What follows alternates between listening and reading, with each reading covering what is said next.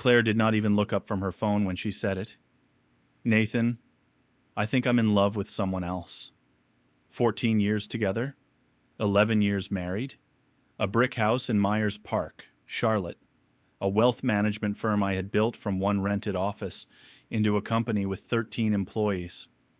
Her father's heart treatments, paid when insurance did not cover everything. Her sister's wedding, rescued when the venue threatened to cancel.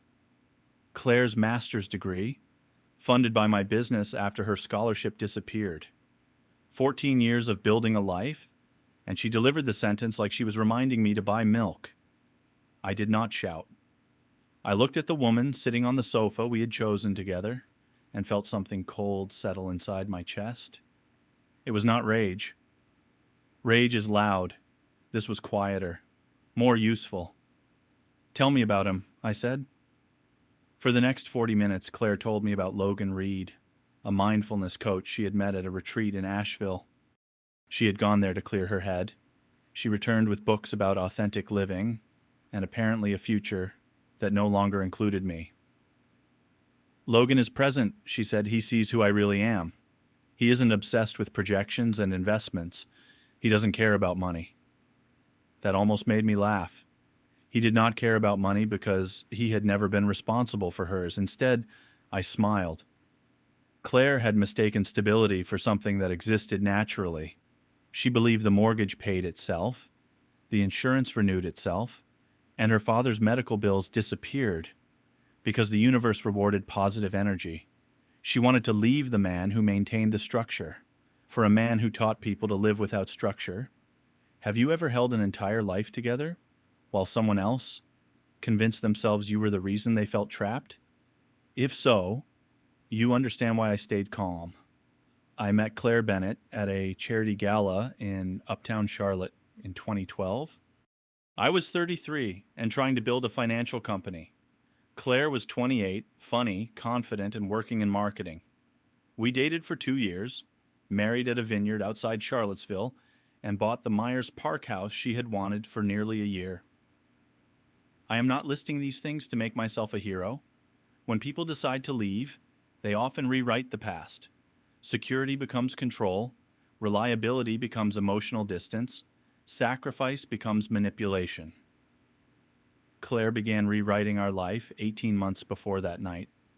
First came a yoga studio in South End, then new friends she described as aligned with her energy. She stopped asking about my work and began saying, I don't know whether this life is really mine. I thought she was stressed. I encouraged her to travel. I paid for the Asheville retreat. When she came home, she was strangely affectionate. She cooked dinner, held my hand, and asked about my day. I understand now that it was guilt, the tenderness of someone preparing to hurt you while trying to prove to themselves they are still good. 3 months later, she told me about Logan. I asked questions the way I would during a difficult client meeting. Where did he live? Asheville. What did he do? Online coaching and private retreats? Had they slept together? No, she said too quickly. It's emotional. We talk every day for 3 months. She said she never meant to hurt me. As we had grown in different directions, she needed to discover who she was outside our marriage. I told her I needed time. She looked disappointed. I think she had prepared herself for an explosion. Without one, she could not cast herself as the brave woman escaping an angry husband. I went into my office and opened a blank document. My career was based on one rule: never make a major decision while the market is panicking. Study the exposure, protect the assets, act methodically. I listed everything connected to us. The house was in both names, but every mortgage payment had come from my income. Claire's car was financed through a joint credit line. 2 cards were connected to accounts I had guaranteed. Her father, Thomas Bennett, required ongoing heart care, and the uncovered costs came automatically from our household account. Claire's insurance came through my company. She had the right to leave, but leaving could not mean taking the entire financial system with her. At 10:47 p.m., I texted my attorney, Marcus Hale, need to meet tomorrow morning. Personal matter. I want a complete review of every joint account, obligation, credit line, and asset. He replied 6 minutes later. 7 a.m., my office. Then I contacted Owen Parker, the advisor who handled my personal finances. Review all shared accounts tomorrow.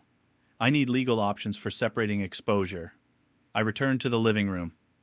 I think we should try counseling before either of us makes a final decision, I told Claire. Relief crossed her face. I'd like that, she said.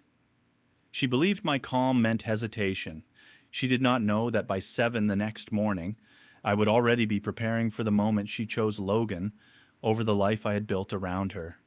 Marcus Hale's office overlooked Trade Street from a glass tower in Uptown. By 7:05 the next morning, he had coffee in one hand and a legal pad in the other. He listened without interrupting. How serious is she? He asked. She talks to him every day. She says she loves him. And you want a divorce? I want to understand what happens if she does. Marcus nodded. Good answer. We mapped the marriage, the house, my company, Claire's car, her cards, her father's medical support, and every account connecting her spending to my liability. Property division requires legal process, Marcus said. But you can separate accounts and close credit facilities you guarantee, document everything.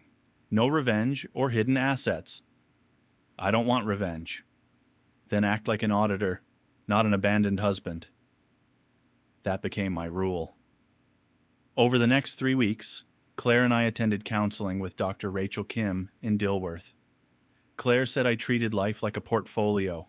Every risk measured, every problem solved before it could become emotional.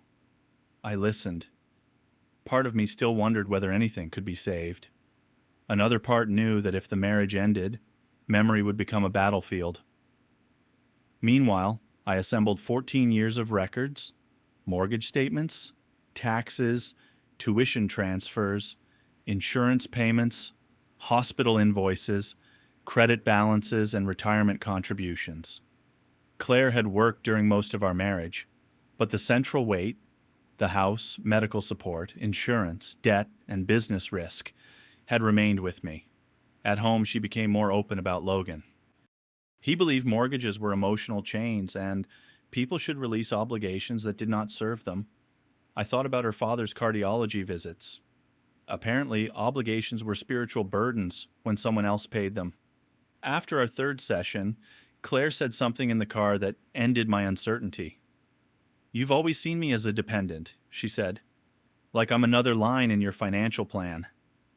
I pulled into our driveway and shut off the engine. I saw you as my partner. You managed everything. Because someone had to. That's exactly what I mean.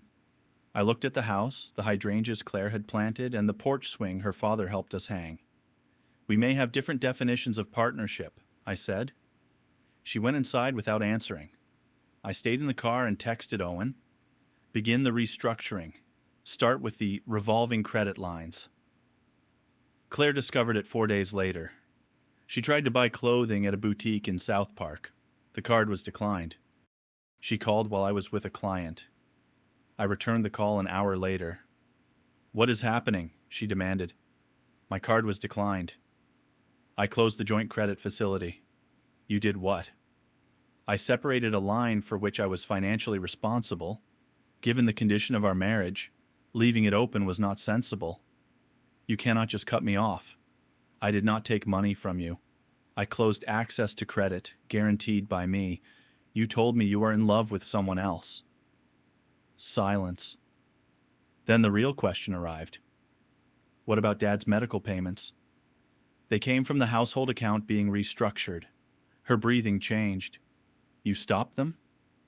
I suspended the automatic transfers after the current billing period. I will send you every statement and deadline. Going forward, you will need to arrange payment. You know I can't cover all of that. Then speak with Logan. If he is part of your future, financial reality is part of that future too. I did not say it sarcastically. That was what made it land. She hung up. That evening, Claire returned in a softer voice. She said she did not want us to become enemies. She suggested we handle everything civilly. I agree, I said. Marcus is preparing a fair accounting. You should hire your own attorney. Her face tightened. You already hired someone. Marcus has represented my company for 7 years. When you told me you loved another man, I asked what that meant legally. That feels aggressive. No. Aggressive would be hiding money or threatening you. This is preparation. The next morning, Claire's mother called. Diane Bennett had always treated me like a son.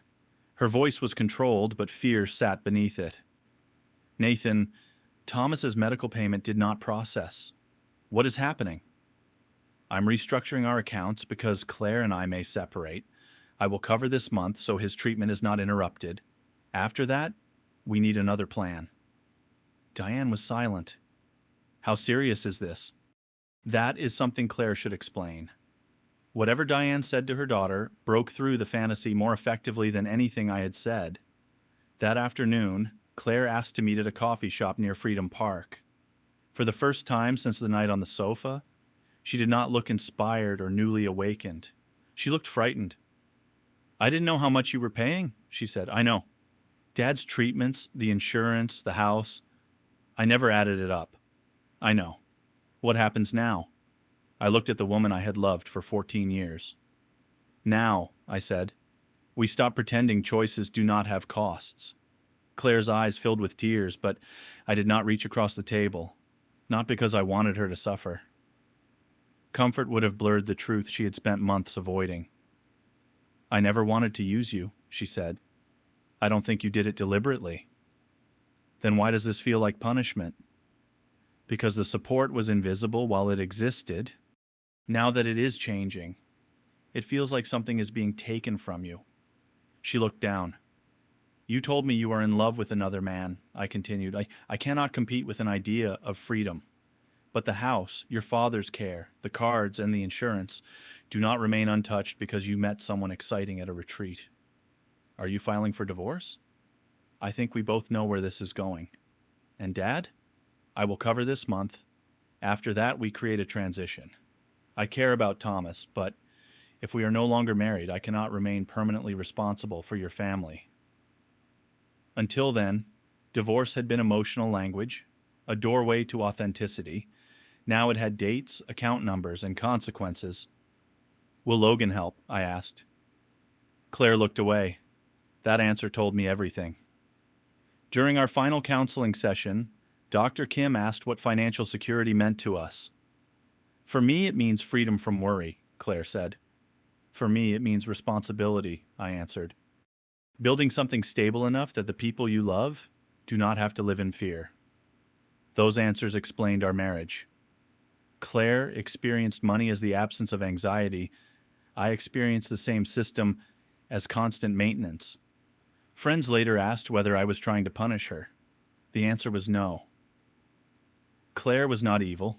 She was a dissatisfied woman who met a man who reflected her frustration back to her and convinced herself that leaving would solve the discomfort inside her. People change. Marriages end. I could accept that. What I could not accept was a separation where Claire left emotionally but remained inside the marriage financially. She could not walk away with full access to the system I maintained while calling that system the reason she felt trapped. Leaving had to mean leaving. The divorce lasted 9 months. Claire hired Vanessa Ortiz, a family law attorney near the Mecklenburg County Courthouse.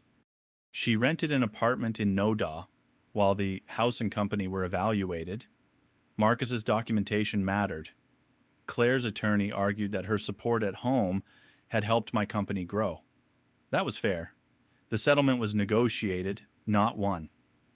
Claire kept the Myers Park house and accepted a smaller claim against my company. I paid transitional support, not indefinite support. Thomas's medical assistance declined over 12 months while Claire and Diane arranged new coverage. Nobody received everything. That is what a fair settlement often looks like. We signed the papers on a gray February morning in a conference room overlooking Uptown. When it was finished, Claire looked at me. I am sorry, she said quietly. I believed she meant it. I know, I answered. We did not hug. There are endings too complicated for a hug. I moved into a 2-bedroom apartment near Plaza Midwood. For the first time in years, every object in my home was there because I had chosen it. Claire remained with Logan during most of the divorce. He visited Charlotte twice. She traveled to Asheville several times. According to Diane, they spoke about running retreats together and moving somewhere less attached to conventional success. But reality had entered the relationship. Claire now had legal fees, insurance, a mortgage to refinance, and a father whose medical needs could not be solved with breathing exercises. Logan became less enthusiastic. 4 months after the divorce, Diane called me. "I thought you should know," she said. "Logan is gone." "What happened?" He said Claire's life had become too complicated. He told her she needed to resolve her family attachments before she could be fully present with him. The man who taught people to reject obligations had left when obligations arrived. I expected satisfaction. Instead, I felt tired. "Is she okay?"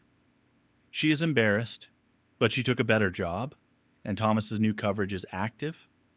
Then Diane paused. "She asks whether you hate her." I watched headlights moving below my window. "Tell her I don't," I said. "Tell her I hope she finds what she was looking for." And I meant it. A few weeks later, Diane called again. "Claire asks whether you are angry with her," she said. I looked around the quiet apartment I had furnished after the divorce. "Tell her I'm not angry," I answered. "Tell her I hope she finds what she was looking for." I meant both parts, but the story did not end with Logan leaving. In some ways, that was when Claire finally had to face the life she had chosen without romance, retreat language, or anyone else carrying the weight for her. In the months after Logan disappeared, Claire and I did not begin talking again. That matters. This was not one of those stories where the other man leaves. The wife suddenly remembers what she lost, and the husband opens the door, because part of him has been waiting for that exact moment. I was not waiting. The divorce had changed too much. Claire's regret could not restore trust, and Logan's failure did not turn her choices into accidents. Diane kept me informed about Thomas. His new coverage worked, and Claire took more responsibility. She accepted a higher-paying job and began tracking every bill herself. Diane told me Claire once sat at the kitchen table with a stack of statements and said, "I thought Nathan cared too much about money. I didn't understand that he cared because all of us depended on it." Hearing that did not make me feel victorious. It made me sad. I had wanted her to understand while we were still married, when understanding might have changed something. Afterward, it was only a lesson purchased at a very high price. People asked whether I had closed the accounts to punish Claire. That was never the truth. I covered the current medical cycle, created a 12-month transition, documented every change, and gave her time to build a new structure. But I refused to continue pretending that separation changed nothing. She wanted a life outside our marriage. That meant accepting the responsibilities outside it too. The clearest example was Logan's philosophy. He said he did not care about money. Claire repeated those words as though they proved he was more genuine than I was, but not caring about money is easy when someone else pays the mortgage, maintains the insurance, covers the medical gaps, and protects the credit. That is not spiritual freedom. It is a luxury funded by another person's discipline. Logan could live lightly because he carried almost nothing. The moment Claire arrived with a mortgage, legal bills, and a sick father, he decided her life was too complicated. He did not hate money. He hated responsibility. There is a difference. About 8 months after the divorce, Claire sent me a short email. She did not ask to come back. She did not blame Logan. She did not try to reopen the settlement. She wrote, "I finally understand why you stayed calm that night.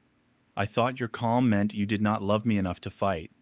Now I understand you were trying not to destroy both of us while I was making an emotional decision." I read the message twice, then I replied, "I did love you, that is why I handled it carefully. I hope you build a good life." Nothing more needed to be said. My own life continued. The firm moved into a larger uptown office. We added advisors and an operations team, and for the first time, I took a full week away without checking email every hour. I also began offering free consultations to families dealing with serious medical expenses. Thomas's illness had taught me how quickly a household could collapse under bills no one expected.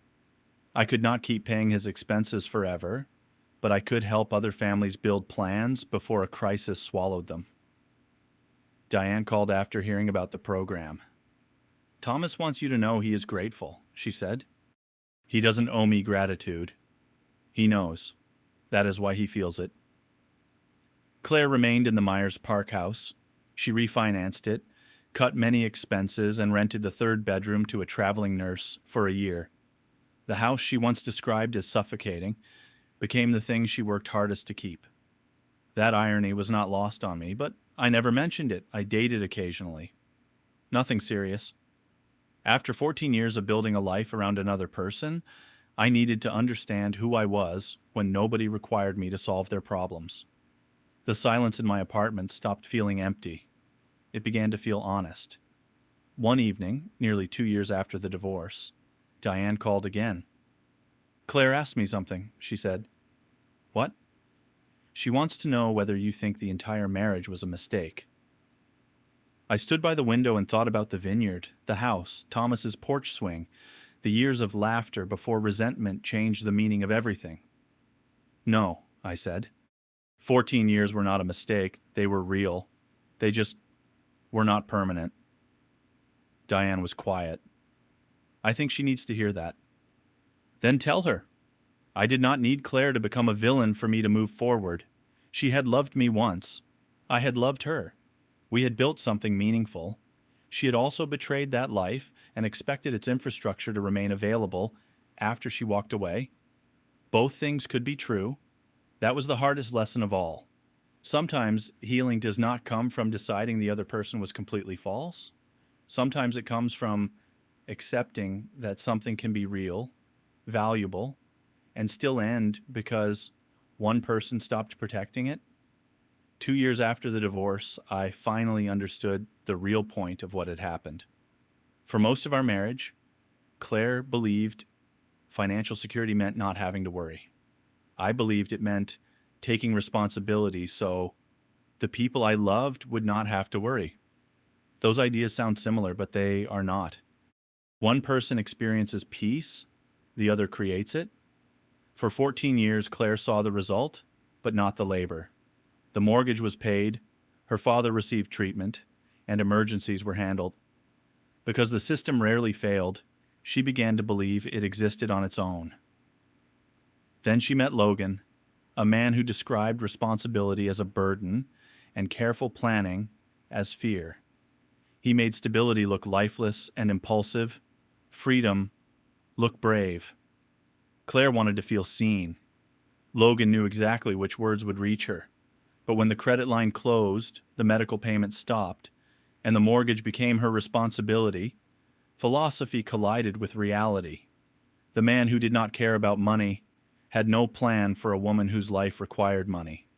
Money was never the heart of our marriage. Responsibility was.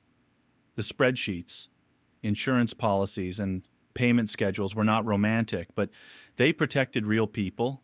They kept a roof over us and helped Thomas receive care. She interpreted the absence of financial fear as proof that finances did not matter. In reality, someone was absorbing that fear for her. I was that person. I do not say this to ask for praise. Many relationships collapse under the same illusion. One person carries the invisible work until the other mistakes stability for control. When the structure changes, support feels stolen rather than ended. Closing the accounts was not revenge. It was clarity. Continuing to finance Claire's life while she built a future with Logan would not have been love. It would have been denial. The same was true of Thomas's medical expenses. I cared about him and created a transition, but caring did not require permanent responsibility after the marriage ended. Boundaries are not cruelty simply because someone dislikes the consequences. That lesson changed how I lived. My firm continued to grow, but I stopped measuring my value by how much I could carry. I delegated more, took real time off. and allowed other people to solve their own problems. I went on a handful of dates, but I was in no rush.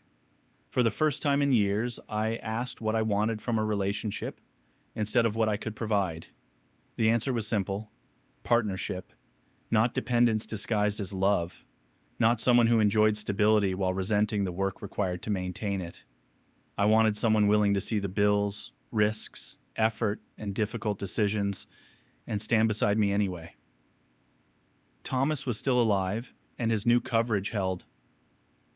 On the anniversary of his first heart surgery, I donated to a cardiac care foundation in his name. I did it anonymously. I do not know whether Claire ever found out.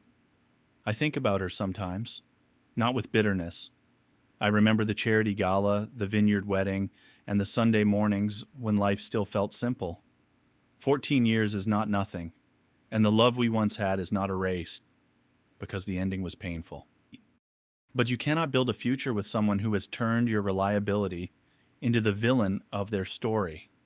When Claire decided I was the obstacle to her authentic life, the kindest thing I could do was stop standing in the way. She wanted to discover who she was without me. Eventually, she did. And so did I. I discovered that the man who asked practical questions, tracked payments, and planned for emergencies was not cold. He was loving in a language that had become invisible. I also discovered that love should not require one person to carry everything in silence. The next time I build a life with someone, the structure will be shared. Both people will know what things cost and what keeps the lights on. That is not less romantic. It is more honest. If this story speaks to you, remember one thing: the person who keeps everything working may not express love dramatically. Sometimes love looks like an insurance renewal, a paid hospital bill, or a difficult conversation about what happens next. Claire thought Logan represented freedom because he carried no weight. What she learned was that freedom has infrastructure. Someone has to build it. Someone has to maintain it. Someone has to pay for it. For 14 years, that person was me. When I stopped doing the work for someone who no longer respected it, I did not lose myself. I found the part of myself I had neglected while holding everyone else together. That is the ending worth telling. Not that Claire suffered, not that Logan left, not that I protected the company. The ending is that I remained fair without remaining available for exploitation. I allowed the marriage to end without allowing it to destroy everything I had built. I wished Claire well without volunteering to finance her new life. And I learned that sometimes the calmest response is not weakness. Sometimes it is the moment a person sees the full picture and decides that love, dignity, and responsibility must all survive the same ending. Practical love is still love. Leaving has consequences. And when someone chooses a future without you, you are allowed to stop carrying the past for them